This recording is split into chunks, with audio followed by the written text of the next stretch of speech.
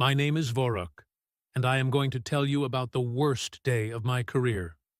Not the worst day in terms of danger, mind you. Not the worst day in terms of injury, or financial loss, or political embarrassment. No, the worst day in terms of pure, unfiltered, soul-crushing humiliation.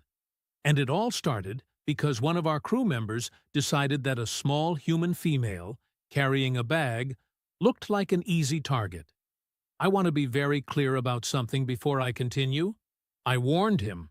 I said the words. I looked Dravok straight in his 3 eyes and told him, with complete sincerity, that whatever he was thinking of doing, he should absolutely not do it. And he looked back at me with that smug expression he always wore, the one that made every ridge on his face crinkle with misplaced confidence. And he said, "Voruk, she weighs maybe 40 of your units. What is she going to do?" That question. That specific question. It will echo in my mind until the day I leave this galaxy. What is she going to do? Let me set the scene properly, because this story deserves to be told with the respect it has earned. We were stationed on a mid-level observation port called Helix 9, a transit hub that connected about 60 different trading lanes across the outer rim. Busy place? Loud place. The kind of location where every species in the known systems passes through at least once a month. Merchants, soldiers, diplomats, tourists, people running from things, people running toward things, and, increasingly, humans. Now, In the year this story takes place, humans had only been part of the galactic community for about 30 of their years. 30 years sounds like a long time, but in galactic terms, it is nothing. It is barely enough time to read the introduction to the welcome packet that the Galactic Assembly sends to newly contacted species. Most of the older civilizations still treated humans the way you treat a very enthusiastic new employee who keeps arriving early and reorganizing the supply closet. Harmless, slightly irritating, not worth serious attention. This perception had caused several incidents already. I personally knew of 4 separate occasions where someone had made an aggressive move toward a human and been deeply, profoundly surprised by the outcome. I had reviewed the security footage of 2 of those incidents. One of them still kept me awake some nights. But Dravok had not reviewed the footage. Dravok had been too busy spending our mission budget on fermented Cathali root. And arguing with the port food vendors. Dravok had the situational awareness of a sleeping boulder and roughly the same level of flexible thinking. He had spotted the girl about 20 minutes before the incident. Her name, we would later find out, was Petra. Petra Voss, 19 years old, according to human counting, which made her young but not a child. She stood about average height for a human female, with a narrow frame and one of those faces that looked completely, utterly calm in a way that should have immediately told anyone with half a working brain cell that something was very composed happening behind those eyes. She was carrying a large canvas bag over one shoulder. Dark green, worn at the edges, the kind of bag that had seen things. Inside that bag, as we would also later find out, was approximately 40,000 credits worth of navigational equipment she had just purchased on behalf of a human exploration company operating in the outer territories. Small, expensive, irreplaceable components. The kind of cargo that absolutely should have been carried in a secured transport case with biometric locks, which tells you something about how casually these humans sometimes operated. Dravok watched her cross the lower transit deck and made his announcement. "That bag looks valuable," he said. "Dravok," I said. "No." "She is small," he said. "Dravok, I am asking you with every professional courtesy I possess. Do not do this. She is," not even looking around properly. A quick grab, and she would not even see us clearly before we were in the service tunnels. I need you to listen to me very carefully, I said. I have seen footage. I have read reports. These creatures, these humans, they do not respond to threat the way normal species do. There is something wrong with their internal threat assessment system. They do not calculate odds correctly. They do not process danger signals the way biology intended. When a normal being perceives a threat larger than themselves, they run. Humans sometimes do the opposite, and it is not bravery. Bravery involves knowing the risk and proceeding anyway. What humans do is more like they genuinely do not register that they should be afraid. Dravok stared at me. Then he said, "She weighs 40 units, Voruk." And he walked toward her. I want you to understand the physical reality of Dravok. He was a Vithori male in his prime. Which means he stood nearly 2.5 meters tall, with a build that could generously be described as a wall that had learned to walk. His species evolved on a high-gravity world, and it showed in every single thing about him. Dense, heavy, covered in natural plating along his arms and shoulders that could deflect low-caliber projectiles without leaving a scratch. His grip strength, when he bothered to exert it, was sufficient to bend structural support rods. He was, by any reasonable physical metric, terrifying. Petra Voss was walking toward the transit gate, looking at something on her handheld device, completely relaxed. Dravok came up behind her fast, reached out with one plated hand, and grabbed the strap of the dark green bag. What happened next took approximately 4 seconds. In those 4 seconds, I watched Dravok, a 2.5-meter armored wall of a creature who could bend steel rods with his bare hands, get introduced to several of the reasons why the galactic community should have been paying closer attention to human beings. Petra did not scream. She did not freeze. She did not look around helplessly for someone to help her. The moment the strap pulled against her shoulder, she moved. And I do not mean she turned around quickly. I mean her entire body responded as a single coordinated system in a way that suggested this was not the first time someone had grabbed something of hers, and that whoever had done it previously had also been deeply unhappy about the experience. She dropped her weight. She rotated. She used the pulling force of Dravok's grab as part of the movement itself, which was so counterintuitive that Dravok's own momentum became part of his problem. One of her hands came up and caught his wrist, and then there was a sequence of movements that happened too quickly for me to fully track from my position 20 meters away. What I can tell you is that at the start of those 4 seconds, Dravok was standing upright and reaching for a bag. And at the end of those 4 seconds, Dravok was on the floor. Not stumbling, not off balance. On the floor. Flat. With Petra's knee placed at a very specific point on his back, and one of his arms held at an angle that made a structural engineer in me wince. Because that angle was not one that the Vithori elbow joint was designed to accommodate. The bag was still on her shoulder. She had not dropped her handheld device. The entire transit deck had gone very, very quiet.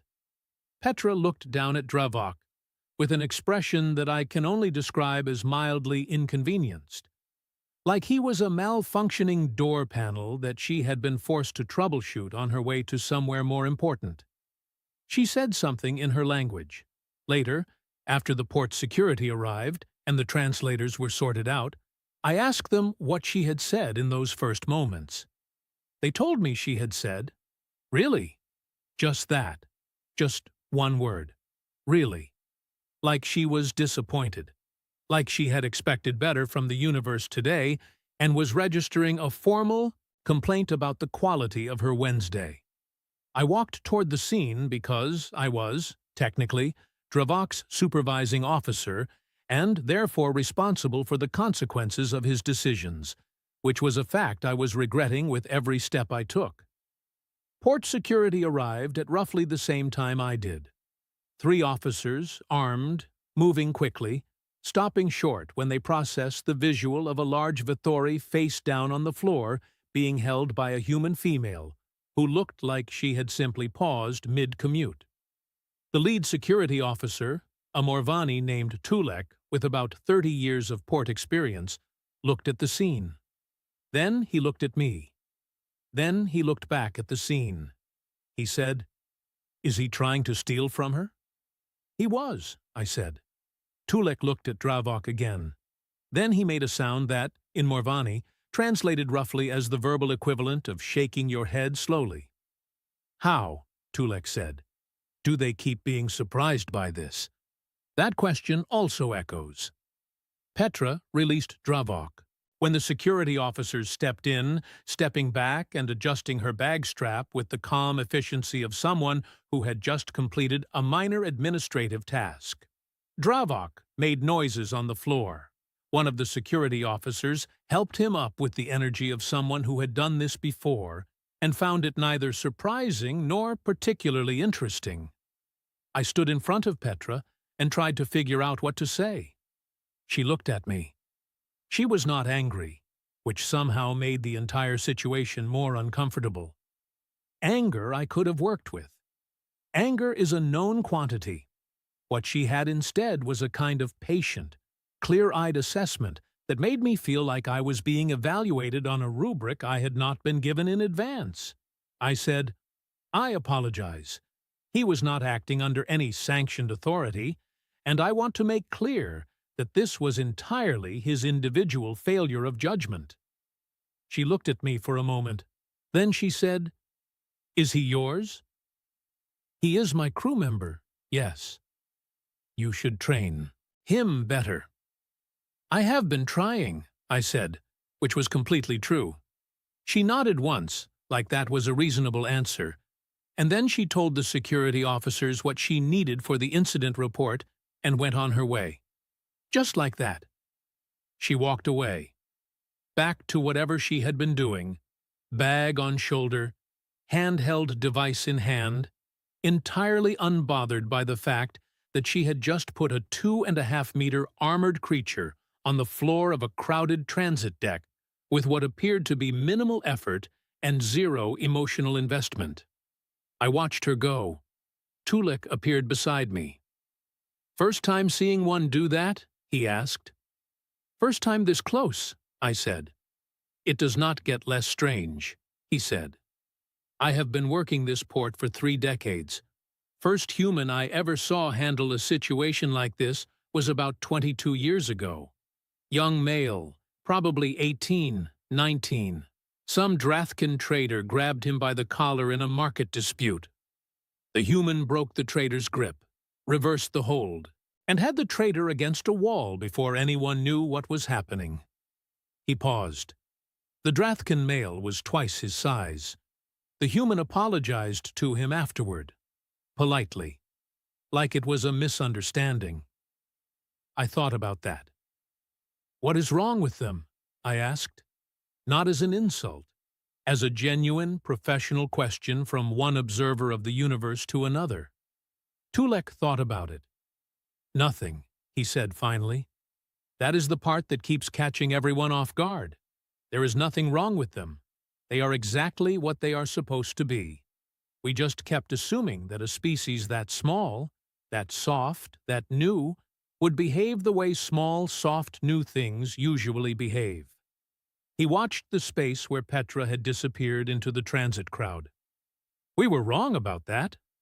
Dravok was being processed by the security officers.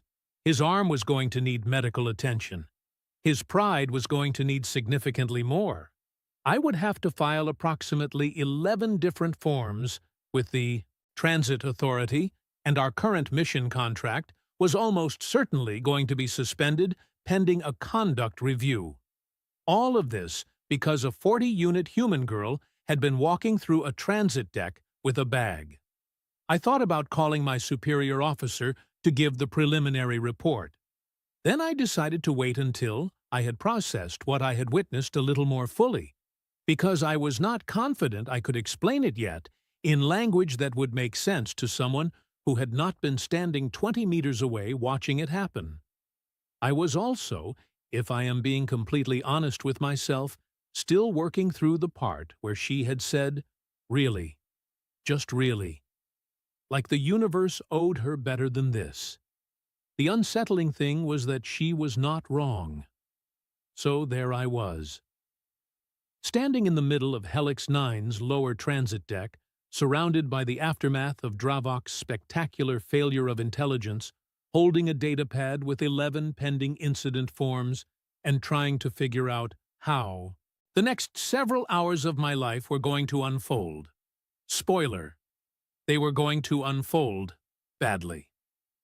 The first sign came about 12 minutes after Petra disappeared into the transit crowd. A message arrived on my communications band from an unknown sender ID. Short message, 3 lines. Your crew member attempted to steal from one of our contractors. We are aware of the incident. Someone will be in contact shortly. No company name, no species identifier, no threat attached to the message, which was somehow more unsettling than if there had been one. Threats are straightforward. Threats tell you what someone wants and what they are willing to do to get it. A calm, factual statement with no threat attached means the sender did not feel the need to include one. And people who do not feel the need to attach threats to their messages are people who already know how this ends. I showed the message to Tulek, who read it twice and then handed the datapad back to me with the expression of someone who had just watched a person step onto thin ice. "Do you know who sent that?" I asked. "Based on the situation," he said, "and the fact that the girl said she was carrying equipment for an Outer Territories exploration contract, I would guess that message came from Vanguard Reach." I had heard of Vanguard Reach. Most people operating in the Outer Territories had heard of Vanguard Reach. They were a human-run exploration and survey company that had been operating for about 12 years, which in human business terms apparently qualified them as a well-established institution. They had mapping contracts with 4 different galactic bodies, a reputation for going into territory that other companies declined to enter, and a workforce that seemed to consist entirely of people who treated dangerous situations as scheduling inconveniences rather than reasons to reconsider. "How concerned should I be?" I asked. Tulek made the slow, head-shaking sound again. "On a scale of minor, administrative problem to career-altering incident," he said, "I would place this somewhere in the region of you should probably contact your legal representation." I did not have legal representation. I made a note to acquire some. Dravok was still in the security processing area when the Vanguard Reach representative arrived. And when I say arrived, I mean appeared, because that was genuinely the most accurate word for it. One moment, the space near the security office entrance was occupied by normal transit foot traffic. Then there was a human male standing there, and the foot traffic was giving him slightly more room than it had been giving anyone else, with that instinctive spatial awareness that crowds develop around people who project a certain kind of energy. His name, he told me, was Corin Tal. He was not especially tall for a human, not especially large.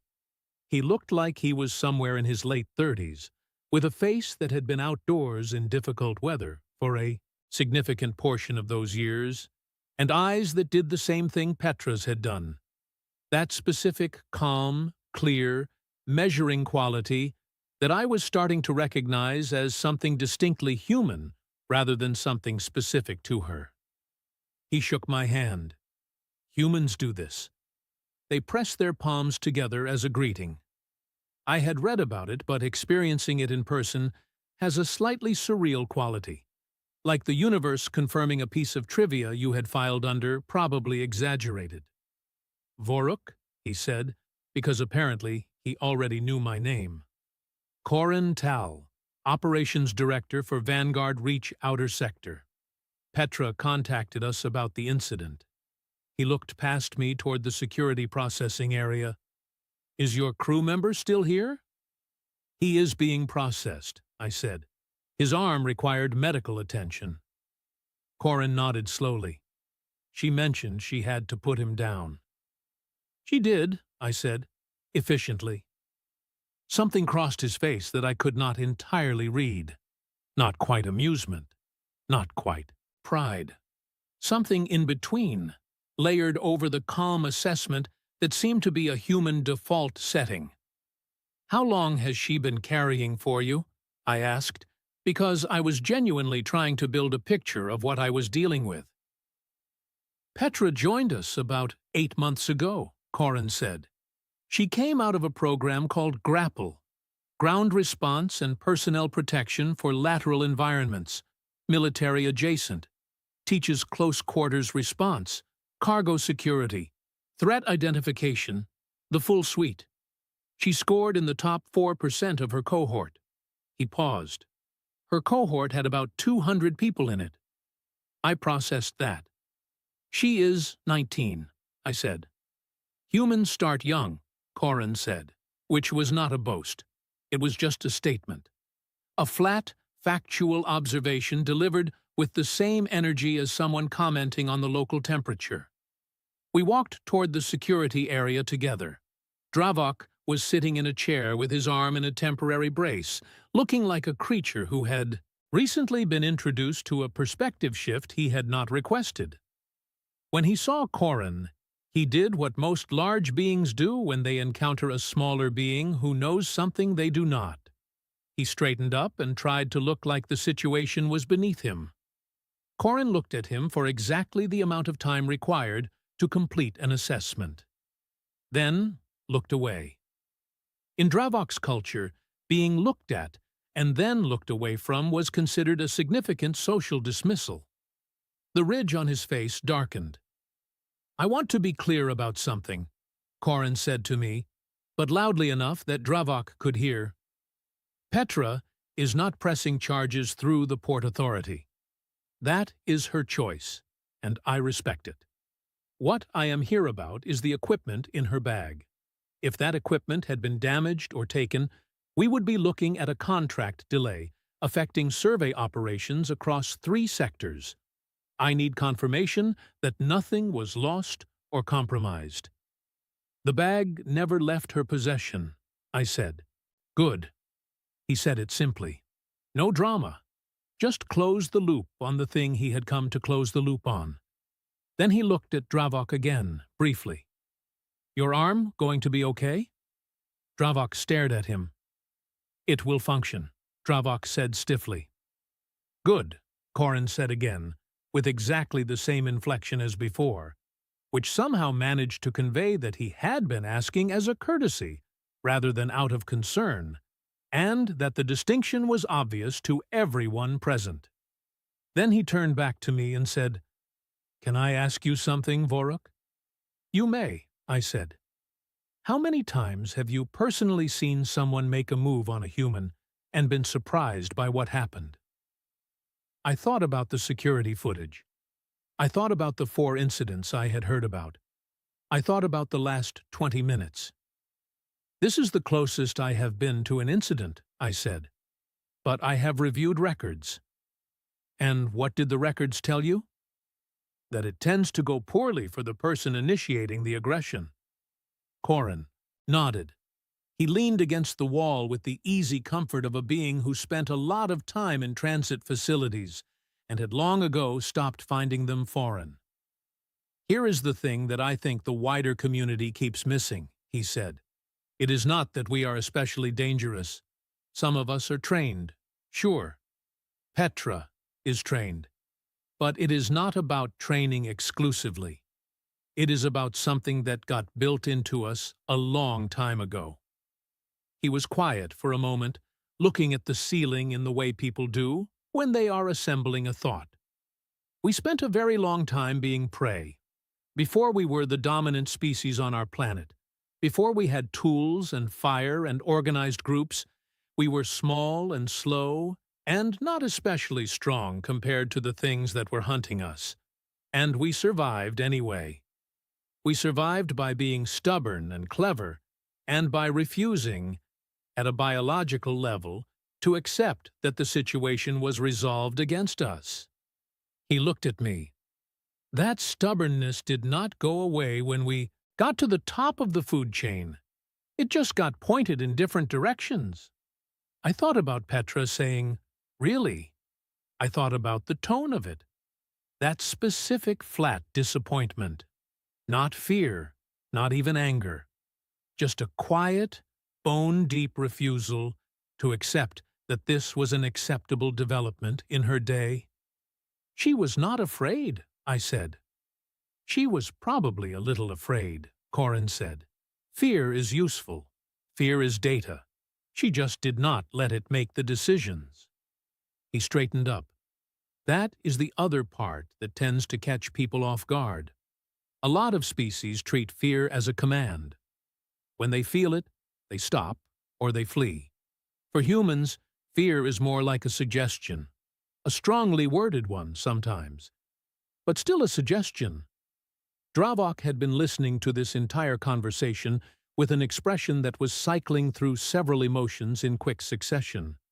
I recognized the stages: indignation, defensiveness, the beginning of something that might, with time and self-reflection, eventually become understanding. "She is trained," Dravok said finally. "That is the only reason." Corin looked at him with a patience that was not unkind but was absolutely not gentle. "She is trained," he agreed. "And what about the 17-year-old on the Kelvar station last year who broke a Gorveth handler's grip with a luggage trolley and a piece of cargo netting? Was he trained?" He did not wait for an answer. "What about the elderly human female on the Praxis ring who talked 3 armed Drathkin into standing down using nothing but volume and conviction? She was 68 years old, and she did not stop talking until they left. Trained?" Dravok said nothing. "Training makes us better at it," Corin said. "It does not create the instinct. The instinct was already there." There was a pause in the room that had the specific quality of new information settling into places it had not occupied before. Then Corin's communication band signaled, and he glanced at it and straightened. "I need to get back. Petra's connecting to the survey depot in about 40 minutes, and I want to make sure the handoff is clean." He looked at me. "Voruk, I appreciate your cooperation. The incident report will reflect that you attempted to intervene and that your crew member acted without authorization." "Thank you," I said, and meant it in the way that people mean things when someone has just done them a favor they had no obligation to do. He looked at Dravok one last time, not with contempt, almost with something that resembled sympathy, the way you look at someone who has just learned a lesson that could have been learned less expensively if they had paid attention in class. "Next time you see a human carrying something," Corin said, "just let them carry it." And then he left. The room was quiet for a while. Tulek appeared in the doorway, because Tulek had apparently been listening to the entire conversation, which I suspected was not accidental. "Well," Tulek said. "Yes," said. "Good conversation." "Informative," I agreed. Dravok looked at the floor. The ridge plating along his shoulders, which usually sat high when he was feeling defensive, had settled noticeably. His arm was in a brace. His operational record was going to carry this incident for years. And somewhere out there, Petra Voss was walking to a transit gate with a dark green bag on her shoulder, probably already thinking about something else entirely. Because the encounter that was going to stay in Dravok's memory for the rest of his life had occupied maybe 4 minutes of hers. "I have to file 11 forms," I said to no one in particular. 12, Tulek corrected. "The medical incident adds 1. "Wonderful." I filed the forms, all 12 of them. I gave my statement to the Port Authority, which took 2 hours and involved explaining the incident 3 times to 3 different officers, each of whom had the same expression when they heard the part about Dravok ending up on the floor. Not surprise, exactly. More like the tired recognition of a pattern they had seen before. Dravok's conduct review took 6 weeks. He was cleared for field work afterward, but his operational file now carried a notation that I had written personally.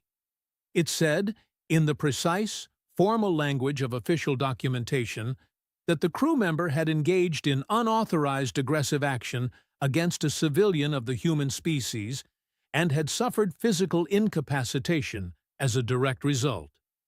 He did not argue about the wording. About 2 months after the incident, I received a message from Corin Tal. It was brief. He said that Petra had completed the equipment handoff successfully, that the survey operation was on schedule, and that she had recently been promoted to Senior Cargo Security Specialist.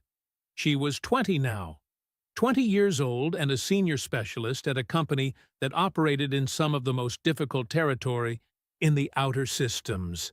He also included, at the end of the message, a single line that I did not entirely understand until I thought about it for a while.